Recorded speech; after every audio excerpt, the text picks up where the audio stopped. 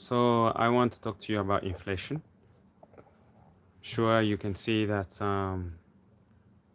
we are now going to have hyper high inflation, and that is what we're expecting. I read about Kawasaki, Robert Kawasaki today, and he was talking that the inflation that we are going to have or we are going through is going to lead us to the Great Depression, and that is what exactly we see because as you can realize that our pocket is leaking up. We have gas prices which have gone very high, which has gone at least more than I can say 5% or 10%, where depends where you are, even more. And then we have food prices which have skyrocketed. And in my next video, I'm going to talk about this. So we have actually prices really going very high, which is not really positive for many families with low incomes. So the question is, people asking, okay, are we going to still invest in property? Because now I read property business is, I mean, the inflation on property has become like 700% low in the United States in some places. So the question is, how is the future going to look? Um, well, I can say I'm not sure how the future is going to look, but it's going to look worse before it looks better.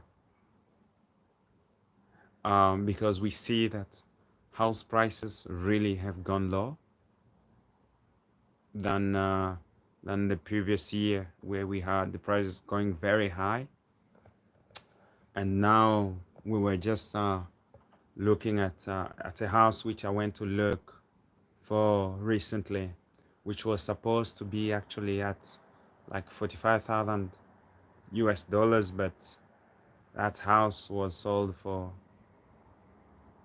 40,000 US dollars. So you see again, the prices have gone really low for housing. Nobody is willing actually to pay the big interest rates which the bank are rising, because interest rates has risen. At least for what we know, for the moment, it's going up more than 3% or 2.5 to 3%. So for a house which is normally you had to pay the down payment for, let's say 1,400, now the banks are asking for $2,100, uh, which is showing that really things have gone high.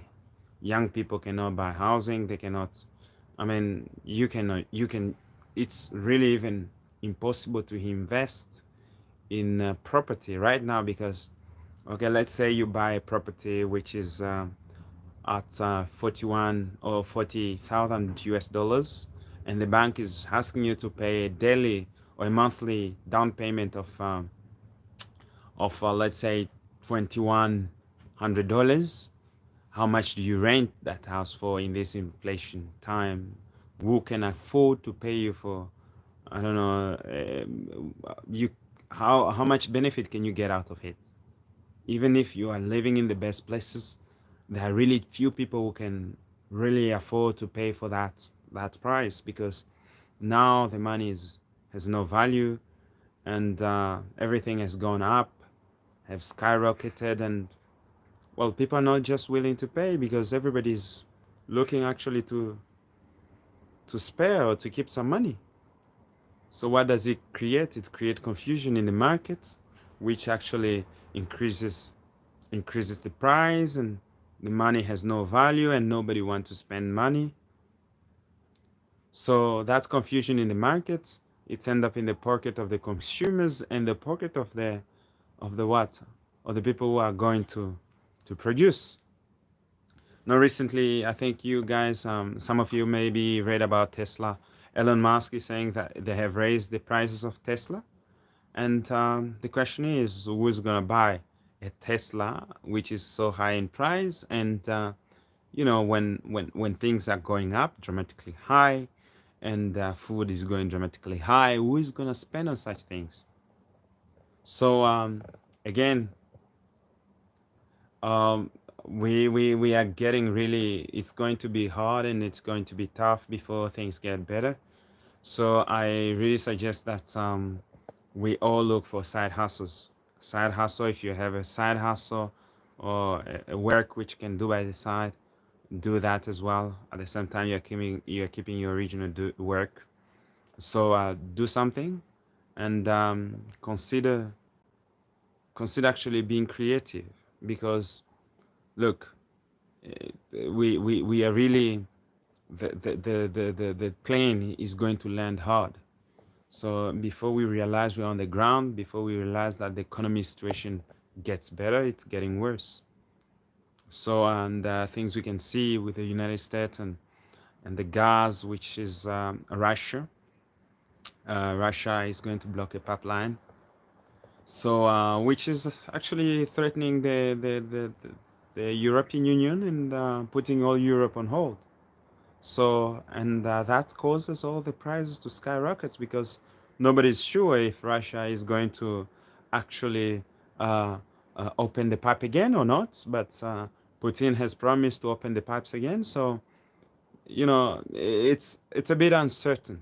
So we are living in that uncertainty time, and so hopefully we think and we hope that it will lead to better times. But look, the economy is really getting worse. It's getting worse. So let us really prepare for the crash before it can get better. Times are really hard.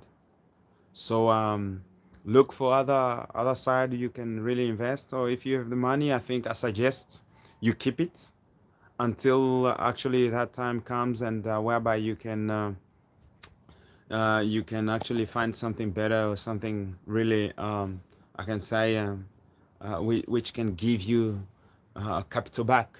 Because if you do not get the capital back, and you are you're going to spend that money on anything which is not valuable, it will really be painful at the end of the day. So I suggest you really consider if there is a side hustle you can do, or maybe um, just get creative, do something creative which can bring you cash flow, which I know in this time it's not really hard. It's really hard. That's what I want to say. It's really hard, but still more when times are hard and difficult. It's times whereby people actually, smart people, come on the ground, and we create the greatest mind when economics are tough.